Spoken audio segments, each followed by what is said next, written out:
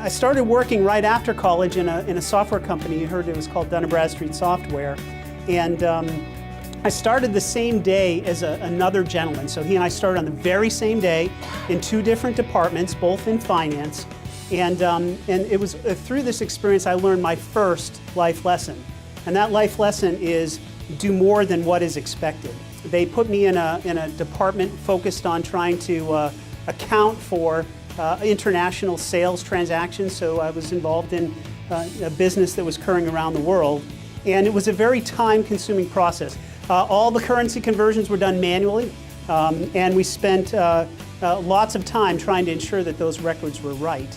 And so one of the things that I saw as an opportunity is PCs were just being introduced. There was a good opportunity to automate many of the things that we did manually.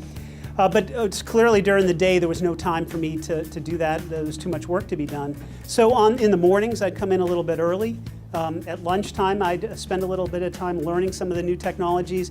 And in the evening, and I was a salary person, I wasn't paid for that, I would begin the process of automating some of these capabilities or some of these manual processes to help the organization. Now my buddy, who joined at the exact same time with me as I did, it was in a similar department, but he was interested in other things. So he would basically come in right on time, and he'd take his lunch right on time, and he'd leave right on time. So what was the result of that? Well, over 7 years, I was promoted 8 times, and I don't take credit for those promotions. You know, I just did a little bit more than what I was asked to do, and for him, 7 years later, he was in the same job he started in.